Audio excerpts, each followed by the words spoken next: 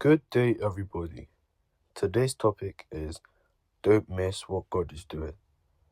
Our Bible verse is John chapter 5, verse 17. But Jesus answered them, My Father worketh hitherto, and I work. One of the biggest mistakes that a believer can make is assuming that they cannot see the work of God. They're assuming that God is not working at all. And we live in a world that values what we see. If something is not seen, then it is not valued. We like evidence, we like results, we like answers to be given to us immediately. But God often does some of his greatest works where we cannot see it, where human eyes cannot see it. Many people become discouraged because they look at their lives and they see no movement. They see that I have not moved. They feel like they have not moved. They feel like the prayer has not been answered. They feel that the situation has not been changed. They feel like their breakthrough has not arrived. The door has not been opened because nothing appears different than how it was previously. They conclude that nothing is happening. But God's activity, God's blessing, God's work is not limited to what we can observe. It is beyond that. If we look at a farmer, for example, they understand some things that a believer will not. After a seed is planted, there is a time when nothing happens. It seems like nothing is happening. It seems like no growth is going on above the ground. To an untrained eye, it looks like nothing is happening. Yet beneath the surface, work is being done. Roots are forming. Growth is taking place. Development is occurring. Even though all of this is not visible on the outside, it is still happening. The absence of visible evidence does not mean the absence of progress. Sometimes God is working on circumstances and he's working on people. Sometimes on timing, sometimes on you. But sometimes you're too focused on trying to look at, trying to see the growth. You're too focused on that we do not allow him to work on us. God is not only concerned with our destination, but who comes with us on the journey. He's concerned about every step. The dream that God gave to Joseph seemed impossible to reconcile with. But yet, while Joseph was confused, God was still working. While he was in prison, while he was in a dark place, God was still working. God had not forgotten him, even though it didn't seem like God was working, even though he couldn't see the work of God. God was working.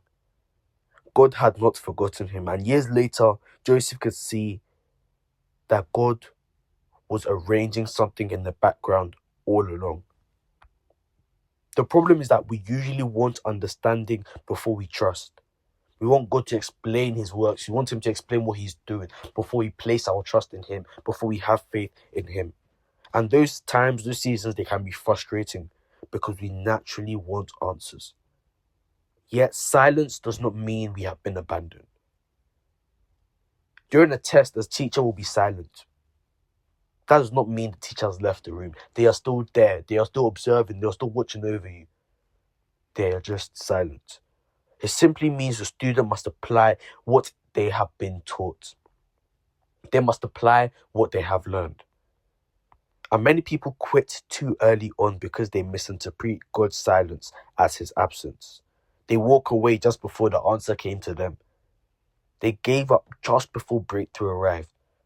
They lost hope because they judged God's work by their own feelings rather than by his own promises. The Bible is filled with many, many examples that we can see of people who could not immediately see what God was doing. When Noah built the ark before the rain, many people were looking at him like, what is he doing? Even he himself, he was building the ark before the rain. Abraham waited years and years for a son that was promised for him.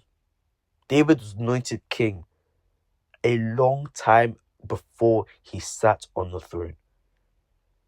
The disciples mourned at the cross, not realizing that resurrection was only days away. There are many examples again and again that we see God working behind the scenes while people struggle to understand. Sometimes God's greatest blessings, sometimes his biggest blessings arrive and they are disguised as delays. We think God is withholding something from us when he is actually protecting us, when he is actually redirecting us. We think delay means denial when it is simply a time of preparation.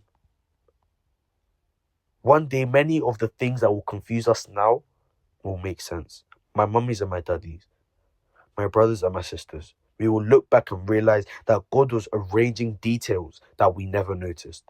He was protecting us from dangers that we never saw. He was opening doors that we could just not yet reach. He was strengthening us for battles that we had not yet faced.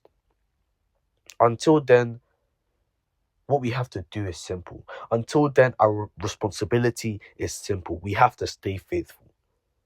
We have to continue to pray.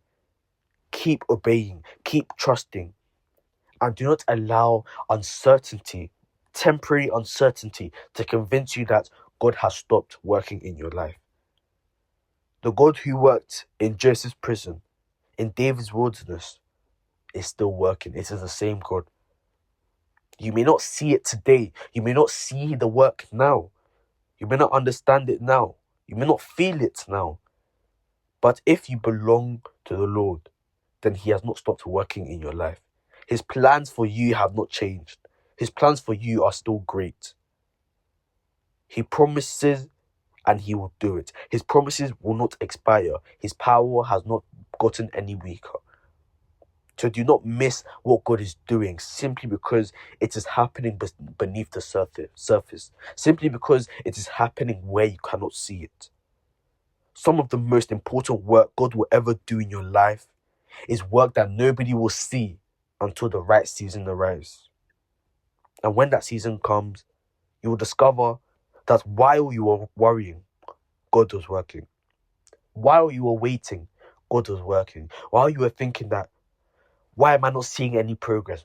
God was working. God was preparing.